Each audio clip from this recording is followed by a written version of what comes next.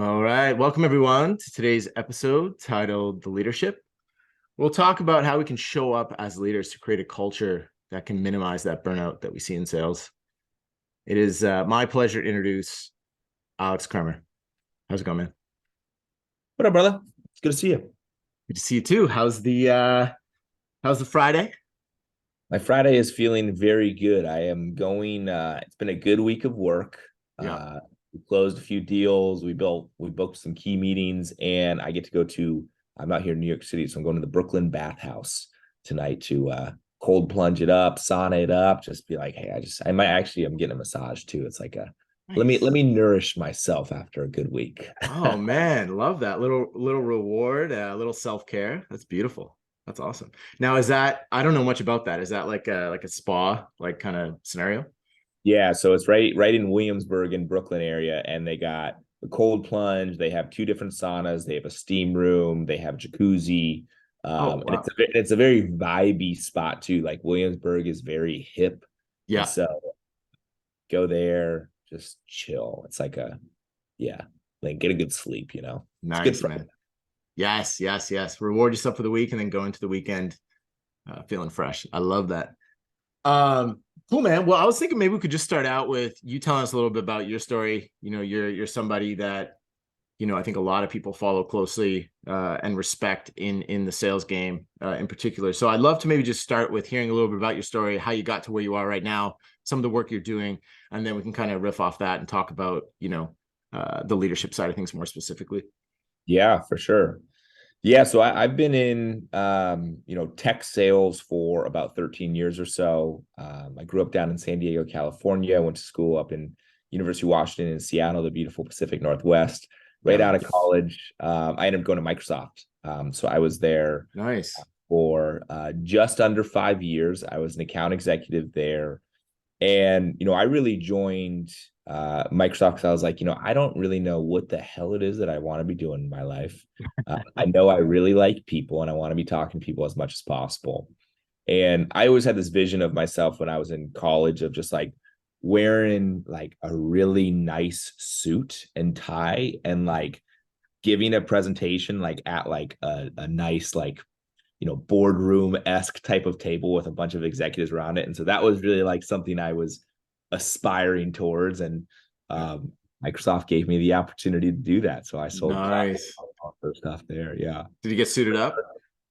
Of course. It was actually funny because um, I was, 22, I was there, till 26 or so. Mhm. And everybody else on my team, everybody who I was selling to was, had been in their careers for 20 years, were 40 and up. And, my fellow teammates had, kids and stuff at just different stages of life. And I was petrified that people would know what my age was. And because I didn't want them to, underestimate me or lose credibility. And so I Yeah. used to wear a suit and tie. I actually grew out my beard just a little bit, and I was based in San Francisco.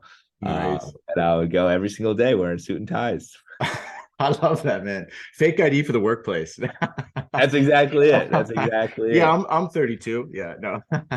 We used That's to have this wicked. thing in football when I was playing back in high school. Look good, feel good, play good. Because if you Yeah. look good, you feel good, you can be playing good. So Dude, that's so true, man. That reminds me of do you ever read Green Lights by Matthew McConaughey, that book? oh He's yeah. all Oh about that. Yeah, yeah, yeah, yeah. He's like such a good inspiration for that. But continue, continue. So I was at Microsoft. Really great. I was, number one on my team. Few years in a row.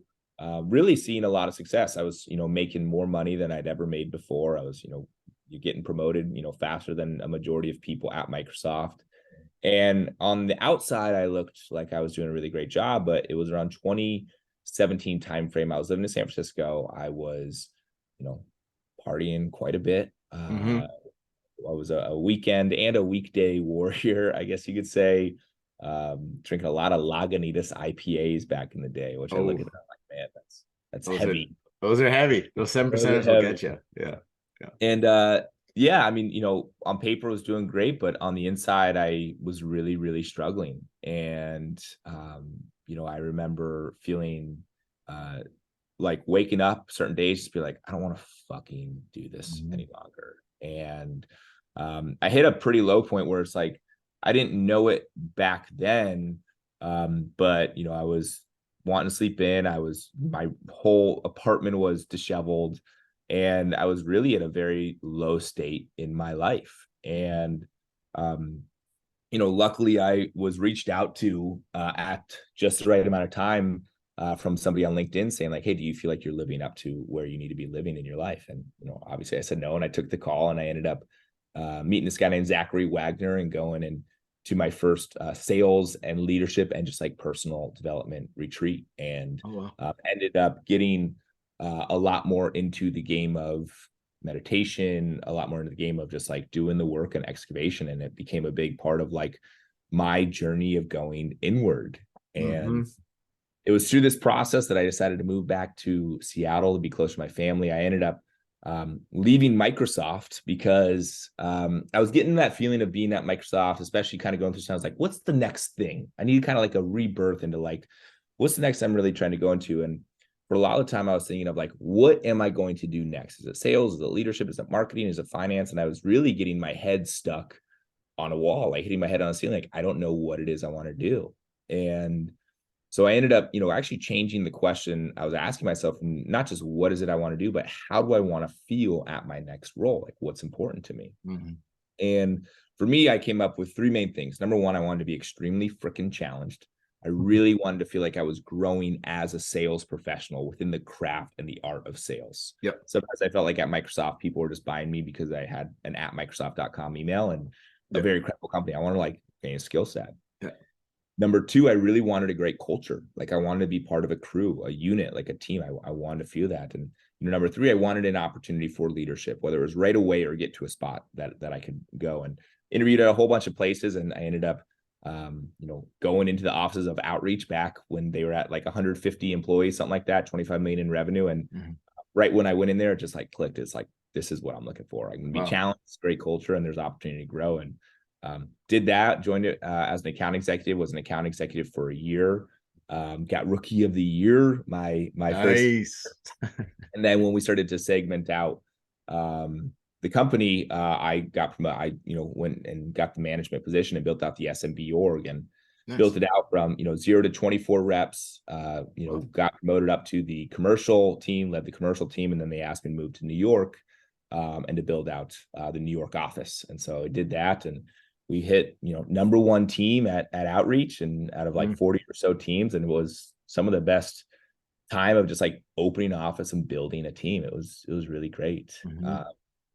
And through that time, I've been doing a lot of, all the way back to 2017, I've been doing a lot of work on myself. Probably at this point, I've attended, between 40 to 50 immersions/retreats, which are 3-day plus in-person events. I've received a lot of coaching, done a lot of silent meditation retreats, like just really been so curious of like, how do I become the fullest version of myself? And to be honest, a lot of it has been driven from, hey, there's those parts of me that I haven't felt good about. There's that depression that's in me. There's that self-limiting beliefs. And so that's really driven, there's a positive purpose of those things, at least in my experience, even though there's some definite fucking dark nights of the soul, really driven me to do a lot of work. And, so I now, as of 6 months ago, the head of sales at a company called Catalyst, I lead our SDR and AE team, and I have since founded my own company called Alluviance. And we're essentially doing what I've received for the past 7 or 8 years, specifically for tech sales professionals who are wanting to, work on the inner game and also do things around meditation, breath work, cold plunges, just cool shit. And I'm just living my life, trying to, bring forth a new wave of rising leadership, brother. I love that, man. And you know what? I can relate to so much of what you're saying too. And, for me, like that dark time came as well. And that, turned out to be, as I say, the best thing that ever happened to me, right? Like I had a bunch of concussions playing rugby in university, playing soccer growing up. And I had my like last really bad one snowboarding, and the symptoms just didn't go away. I got into like super dark place, had to stop working. Man, I hit a low of all lows, and I didn't know where to go, but I knew I couldn't go any lower. So I became a yoga teacher. I similar to you, just like went all in and found these tools and these ways to kind of help me. And now I feel like, like I said, that was kind of the best thing that happened to me in a way, because I don't know if I would have done the work, that awakening or inner work that was, required had something like that not happened. So definitely that shift of perspective is so beautiful. But I'm so curious as well, man, because I think it's pretty unique to have a lot of people in a leadership role that have this kind of perspective like you have. So I'm curious, how has this work that you've done impacted you as a leader, and how has it allowed you to show up for your team maybe more, or create that culture that might even prevent burnout, or allow people to sustain their role for a longer period of time? Because as you know, reps come and go pretty quickly. Burnout is a big problem. Like over 50% of sales reps are reporting that they are stressed out. So having a leader that can kind of really be the guide or the mentor with a lens that you have, I just think is so valuable. I read a stat the other day that said 86% of sales reps are reporting either burnout or anxiety from work. There you go. 86. That's nuts. It's a lot. It's a lot. And Yeah. yeah, I mean, I'll tell you is, I always knew I wanted to move into a leadership role, right? I mean, I was, whether through sports or through college clubs and all this sort of stuff. It's like I always loved leading or quarterbacking teams. Even play softball now, and I'm still the coach of my softball team. It's just what I love doing. Yeah.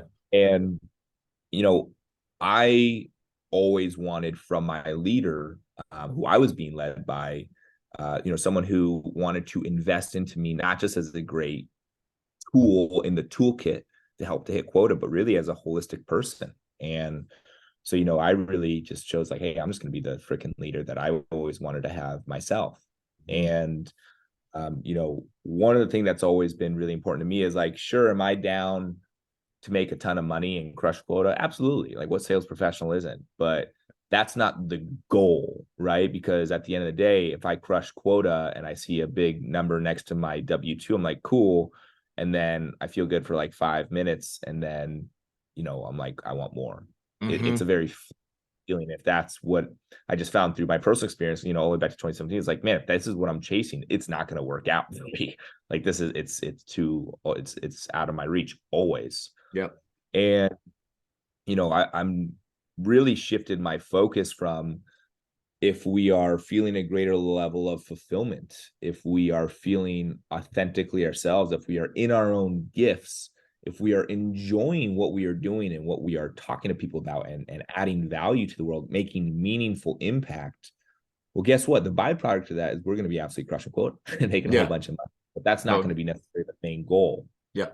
So, through that, as I've started to build and lead teams, I've really brought in this mindset of, what's the greater thing with what you're trying to do, right? This is not just a bunch of individual contributors who happen to report to the same manager, right? This is a crew, this is a unit. Like, what is our greater goal, our bigger purpose that we're striving to? And it's not a one exercise type of thing. It's like part of our DNA. It's what I talk about every single time. It's the questions we discuss. It's all that sort of stuff. And, that's a big part of one-on-ones and everything I do. And, one of the ways tactically that I've actually brought that to my team. So, obviously I said, I meditate every single day. It's been a big part of my practice for the past 10 years or so. Yeah. I've also done a lot of breath work, and breath work has really, it changes your state in a powerful way. Yes. And, it was back in 2020 or 2019, somewhere around then. And I was like, okay, I got this version of Alex outside of work who's into meditation, who does breath work and talks about this sort of purpose stuff. And then I got my work Alex. And this is the guy who like still likes that stuff, but like, he's not fully integrated between the two. And I said, screw it. I'm bringing my full self to my leadership role. Yes. And I started to lead breath work at the very beginning of every single one of my team meetings, like one round of Wim Hof. Sometimes we do more. Nice. And sometimes I do meditation, just different things. It's like, hey guys, when we get together, this is a sacred time. You might have had just like a whole bunch of meetings, like back to back, and you got a whole bunch of big important meetings coming up. It's like, let's use this time. We get like 1 or 2 hours a week, be present here. And let's also make it a little different. Like, let's just be like, okay, this is weird. And so I started leading breath work. And I'll tell you what, initially there was some serious resistance. People were like, this is fucking weird. I'm not sure I like this. Like, actually like breathe in through my mouth and out through my mouth, like on video, like in front of everybody else, like people looking at me. Yeah. And it was weird, and for sure. And it was definitely on my edge of doing that. But I still remember one time, we'd been doing it for like a month and a half, something like that. I like got into like team meeting. I'm like, hey guys, we got a lot to go through. Like, we can't do that today. And like a few of them raised their hand. They're like, no, I think we should do it. Like, actually, we look forward to this. This kind of, we need this like rhythm of refill to come back to. And it just became like, okay, cool. And it became like a chip on our shoulder. Like, yeah, our team is different. Our team is unique. And oh, by the way, we are crushing our numbers here. So something's working. It just, it's just made it about something more. Like, again, I'm down to sling some sass. I'm down to talk about the game of influence and how to enroll people into your product and all that sort of stuff. But like, let's make sure we're working towards something good. And I think my favorite part about that is, in order for me to support and lead a team to do that, I first need to be doing that myself. Like, my leadership starts with me. And if I'm not doing that, if I'm not nourishing myself in the morning, if I'm not showing up and being present with people and, working out, physically, mentally, all that sort of stuff, I'm out of integrity. Yeah. Who am I to tell people to do that? And so it's really just, it's held me to an extremely high standard in terms of how I show up, which has naturally created a transmission to the rest of my team to show up that way too. That's beautiful, man. And I think, leading by example, like you said, is so powerful. And you see your leadership, doing things and setting that example, it does encourage you or motivate you a little bit as well. And I also think, like, maintaining that culture, creating that culture, leadership really has that ability, because like you said, you can do these different exercises at the start of meetings, or however you want to incorporate it into the day. But as a leader, you have this influence and power to create this culture, which can be such a beautiful thing. And to your point, it's like, let's go above the selling. Like, sure, of course, we're all here to sell. That's what our job is. But let's add another layer to that. And I think when leaders do that, like, something beautiful happens. Also, like, connection between, teammates. You're seeing a different side of individuals, just like they saw a different side of you. And I think that brings that vulnerability and that realness, which allows you to connect in a deeper way. And like, humans, we need that connection. So it brings this very, real, beautiful teamwork and team vibe out of it. So I love that, man. That's awesome. Yeah. I mean, I think it's what everybody's craving. Like, everybody's craving. I'll tell you what, there's two things in my opinion that everybody craves. Number one is meaning. Like, why am I here? What are we really doing with our lives? Like, people want that. Like, am I doing what I was put on earth to be doing? And number two, people want community. Yeah. People want to be part of a crew. People want, people that, have their back when they're faltering, but people also want, a community and a crew to hold them to an extremely high standard, right? I want to be surrounded by people who I'm like freaking inspired by, who, when they talk to me about what they're trying to do, what their vision is and how they're challenging themselves, I'm like, damn, I'm not thinking big enough here, And so if we can get those two things, and if we can create that on our sales teams, we unlock some stuff.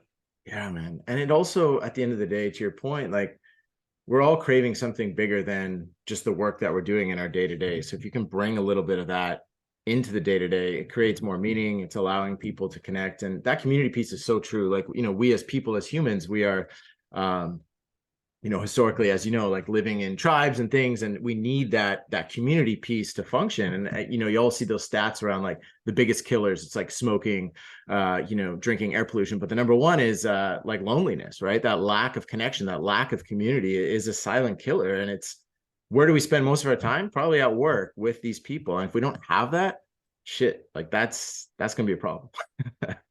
Have you ever heard of the experiment that was done where there was 3 jars and they put rice and water in each of the jar? And to one of the jars, they just were, every single day, they would say, I love you, I love you, I love you, just like very good things to it. To the second jar, they would say, I hate you, you're an idiot, you're stupid, like terrible, bad things to it. And to the third jar, they just left it alone. The first jar, after about a month or so, it actually started to grow and to ferment. So it actually started to create something in it. The second jar, it actually started to mold. Like, the one, it was like weird things were going to it. And the third one just fucking decayed and died. And Wow. so loneliness is definitely the killer, but it shows the power of the vibration of our voices. And the key thing is that those jars of had, water in them. Our bodies are made up of, I don't know, was it 70, 80% water? A good amount. Yeah. So our bodies take into account what we say to it. If we're surrounding ourselves with good people, good vibes, good energy, that impacts what grows within it. Or if we're just left to ourselves and isolated, we decay and die, man. That is deep and so real. And you feel vibration and you feel vibe when you have conversation with people, and it's like, oh, I really like that person's energy. And that is felt. And all these little our subconscious picks up on all these little mannerisms from people, and tones and vibrations, and that impacts our nervous systems in ways that we don't even know. And it's like, imagine the opposite of that and the damage that that is doing. If you have that, toxic culture, or that, place where you're going every day, where you don't feel like you can be yourself, or you don't feel like you are being the best version of yourself, like that will eat away at you. And it might not even be at a point where you're aware of it. It could just be in the subconscious. And I think bringing awareness to that, and that's a really good shout. Like that experiment just kind of is that in a nutshell. Really. Yeah. Mm-hmm. Yeah. Amazing. Cool, man. I love that. I have not heard of that experiment, but I'll definitely check that out, because I love that. Like that. Just on that note, when I did my yoga teacher training, it was me and like a bunch of women in their 50s and 60s, and I spent 200 hours with them, because that's what the training is. And it was like Tuesdays from 6 till 8, Saturdays like 1 till 4, for like 6 months. And there was like 10 of us, and they're all like mothers, and some of them have kids who are my age, and I was just like, there as a bit of an outlier. And I kind of went in, very broken. It was when I was in this like really weak, vulnerable, broken place. And every time I came out of it, I felt this like special feeling. And I'd always come home and say to my partner, I was like, man, I just feel this like energy. I just feel this like amazing vibe within me. And it was literally that. It was just the conversations we were having, the energy in that room was this very raw willingness to learn, vulnerability. It was a very special time, a sacred place. When we went in there, we all felt this coming out of it. And again, another example of that vibe. And you could create that in a way amongst your team, and that impact is so powerful, because it lasted like my whole night. After I got home, I was just like glowing. Yeah. Yeah. You start to the vibration with what you're coming from. I mean, that's why I love going to retreats or immersions. And like, it's Yep. funny because my parents, they used to be speakers back in the day. And so I used to go to seminars growing up and watch them speak. No way. And, That's and, awesome. they were seminars and conferences back in the day. But my dad always used to say, it's like, you go to these things to be around people, to be on the mountaintop experience, to feel what it's like to be there, so that when you leave those weekends, you go back into the valley knowing that there's a mountain there, knowing what that feeling actually looks like. And that's why, we try to surround ourselves with people. That's why I throw immersion. Like that, it's like there's something that happens that's really special there, when it's like, hey, yeah, we care about work, but we're not here to talk about work. We're here to talk about, you know, what's really happening inside of us, what our dreams are, what our goals and are. It's like, one of my favorite things to do is to take people through a visualization to go see just one of the greatest, moments of their life in the future that has not happened yet. And there's a very specific way to lead and build up to that. So it's a very high moment. But the purpose of going and seeing what your vision is, and to experience it and to feel it, is not necessarily that you achieve it. The purpose of a vision is really who it causes you to be today. And so the more that we can get ourselves in a group and to, create a roadmap and a path in terms of getting to somewhere, the more it's going to cause us to show up today to a level of excellence and to a level of intention, because we know that we have a goal that we are pursuing. Yeah, I love that. And it's that, visualization of the future state. Like I have a coach right now that I work with, and it's every morning reading the 10-year version of me so that I can like manifest and believe.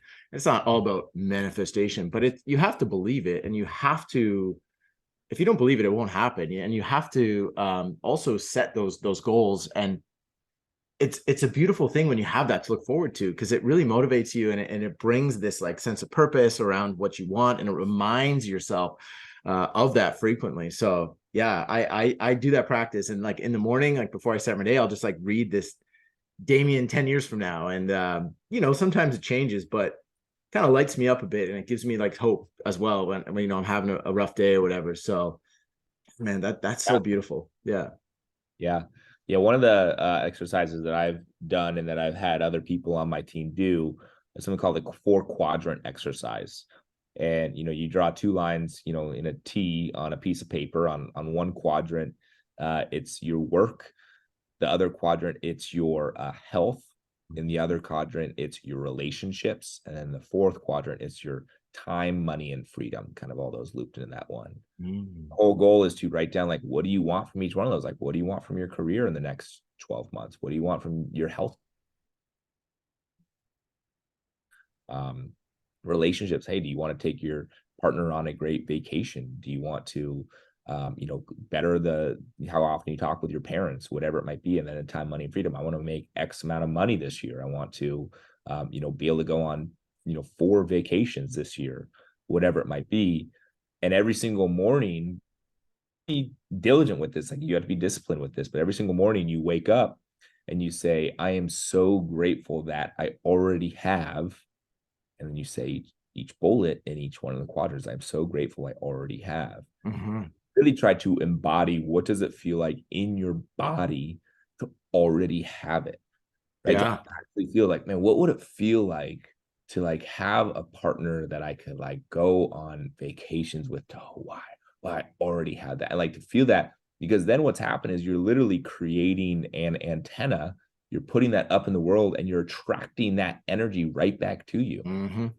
Like, what you are trying to find is trying to find you just as much as you're trying to find it. Manifestation, fucking shit right there. Yeah, man. And it's so true. You have to put that out there, right? Like, I believe, even in flipping this back to like LinkedIn and stuff, if you put yourself out there with your, strengths, your interests, and these things, you're going to attract like-minded people. And, us chatting here right now, the last episode Tim was on, like, we've attracted these people because we put ourselves out there, and we've kind of, brought these relationships into our lives. And it's so important, I think, that antenna piece to attract in many different ways. But I would love to just like kind of switch it to a scenario here. Let's say I'm a leader of a sales team, and I'm like, shit, man, I want to create what Alex has. Like, this is really inspiring. My sales team's not there. The culture's not there. Like, what would you recommend to him or her? If their culture is not there, it's kind of a loaded question, I know, but like, let's say it's a bit of the sales team vibe is not where I want it to be. I would say the first thing I would do is make sure that you as the leader are coming from the right place. Are you clear on why you are there? Are you clear on purpose that you have? And are you clear on the vision that you have for your team? Like, for me, I love building teams, and I love creating a team that's working towards a common goal together. My vision is to bring forth those people and help them truly become better versions of themselves. And they create a common goal. Like, that's my vision. And I'm clear on that.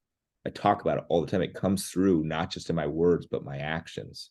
Yeah. And so it starts with you first. If you want other people to be more aligned with the purpose of the company, working harder, like, are you doing that too? Cool. If that's good, awesome. The second thing I would do, honestly, one of my favorite things is, the art of facilitating a powerful team meeting is a very important skill set as a leader. Because as a leader, your job is not to be talking at the people about everything you know. People drown that shit out, especially if you're doing it every single week. It's a useless meeting. Oh yeah. But I always view the health of a team meeting is directly correlated to the number of people that actually spoke on the team meeting. And so what I will do usually is I'll set, some sort of frame. And usually these are not all the times, but sometimes they're like a once a month or once a quarter, or just like a random Friday meeting when I'm thinking we needed a little bit of juice within our veins. I'll be like, hey, I'll set a frame around what purpose is, or like why I work here, or like what having and working towards the pursuit of something great is really energizing. And then I'll ask, a powerful question. I'll be like, hey, 1 year from now, what feelings, images, or results gets you most excited? And I'll have them each journal on it for about 3 to 5 minutes. I'll put on some cool value, Nice. and then I'll break them out into groups of one in Zoom breakout rooms, and I'll have them share one-on-ones, and I'll bring everybody back together, and I'll have people share what came up. And by that point, they've not just heard my frame of it, but they've written it down once, they've shared it once with another person, and then now they're going to share it with a group of 3 people. You just shared it and talked about it and sharpened it 3 times. You're now becoming more clear. And now when other people on your team are also sharing it and you're hearing it, you're like, damn, like I vibe with that. I agree with that. I want more collaboration. I want us all to be hitting and going to P Club. I want us, whatever it might be. Yep. But creating a container and facilitating a powerful conversation where to allow those things to happen. It's like one of my favorite sayings is you move towards what you think and talk about most. And so you need to create an environment where people are able to talk and think like that. Oh man, that's special. And I think if you interviewed individuals that are taking part in that, there's something greater than just the day-to-day of selling that they're coming out with. And that feels really good. And that creates, I think that does create that community, that culture, that sense of belonging. And it probably does reduce burnout in the sense of one of the elements of burnout of like the underwhelm of like just feeling like you're really in tune with your intention, your purpose, where you're at, what you want. Like I think that connection indirectly does lead to probably less churn and probably more fulfilled employees as well. So that's cool, man. I mean, your team's lucky that you have that perspective, because obviously it's not as common, and I'm sure more leaders would love to be doing what you're doing. That's why I think this is a valuable podcast for leadership that's looking to do that. I think that's an actionable takeaway of some ways that they could do it. So I appreciate you sharing that, man. Oh yeah, man. Cool. Well, I guess just before we wrap up here, I know you got a little immersion coming up yourself. If you want to let everyone know a little bit about that and maybe some of the work you're doing as well, like beyond just being a leader. Yeah, no doubt. Yeah. So there is a community that I run called Alluviance.